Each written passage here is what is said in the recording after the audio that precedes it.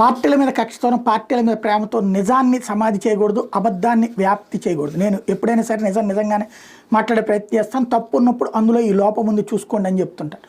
Skill డెవలప్మెంట్కి skilled స్టాఫ్కి సంబంధించినటువంటి క్రిటికల్ థింకింగ్లో అద్భుతమైనటువంటి టెక్నాలజికల్ అవగాహన ఉన్నటువంటి టాప్ 10 స్టేట్స్లో ఆంధ్రప్రదేశ్ 3వది అన్నటువంటి విషయాన్ని ఆధారాలతో సహా నేను మెన్షన్ చేసుకొచ్చాను.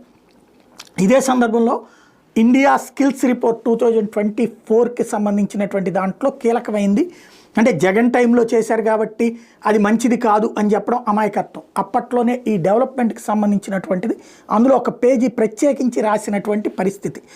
ఏదైతే 81వ పేజీ దగ్గర నుంచి ఆంధ్రప్రదేశ్ స్టోరీ వచ్చేటప్పటికి స్కిల్ డెవలప్మెంట్ ట్రైనింగ్ డిపార్ట్మెంట్ భారీగా డెవలప్ చేసుకొచ్చారు. టోటల్గా 15.3 లక్షల మంది బెనిఫిషరీస్ ట్రైన్ అయ్యారు. అట్లాగే అకాడమిక్ స్కీమ్స్ కింద